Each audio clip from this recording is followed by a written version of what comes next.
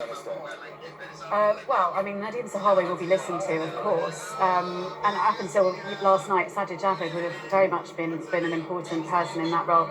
It's interesting that we've got sort of two of the sort of devolved ministers, Welsh Secretary and Northern Ireland Secretary here.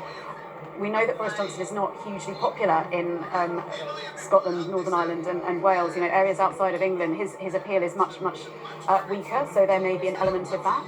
But to be honest, we don't really know at this stage how many ministers there are in there that are trying to get him out. Now, I've got a question about the process, because today and previously, Mr Johnson has, quite understandably, referenced the fact that he won handsomely in the 2019 election. He's got a large majority in the House of Commons, and he keeps saying that is a mandate to leave. If he sticks to that, and some of his cabinet say go, and some of his MPs say go, and he says no thanks, what happens? Well, there has been a lot of talk about this sort of possibility of a nuclear option in which he may call a snap general election. It feels unlikely. It feels an incredibly dangerous thing to do, given the mood of the country, no less the party. But it's not impossible.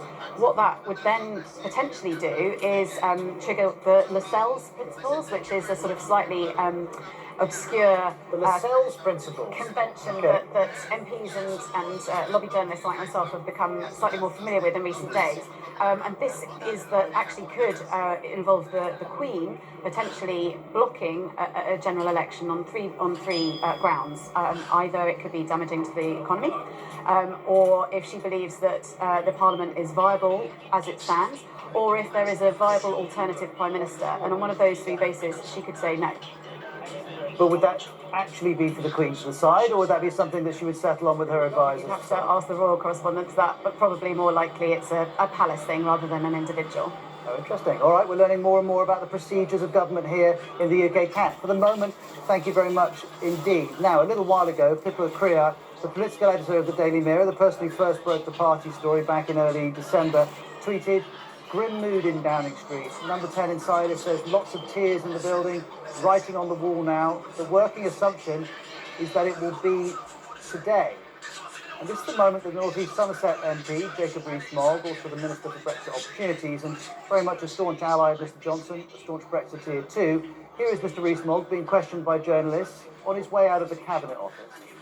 What's happening in there, Mr. Rees-Mogg? Well, I've been working in the Cabinet Office. I'm I'm happy you can take off. I don't want to get run over. I don't want to have that. Is he going to resign? I used to have my full support. I'm not doing that. I'm so sorry. That's my support.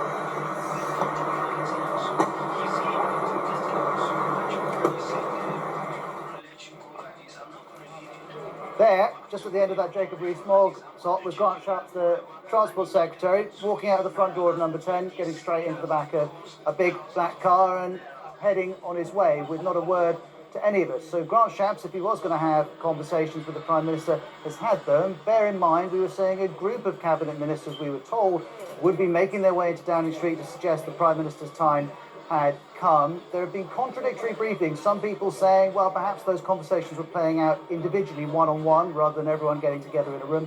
We can't be sure of that. But Mr Shapps has left. There are plenty of other Cabinet Ministers, though, who haven't, or if they have, they haven't come out of the front door. Let's look further at this. John Johnston's with us from Politics Home. John, what are you hearing from your sources inside number 10?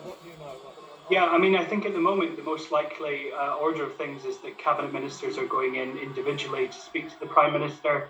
I spoke to Jacob Rees-Mogg's team about half an hour ago. He's got no plans to go to number 10, but has told the PM and others that he fully supports him. We do know that there are some very loyal Cabinet Ministers, such as Nadine Dorries, also in number 10. So I think at the moment the most likely way this is playing out is that he's having individual conversations and hearing the bad news. And if he were to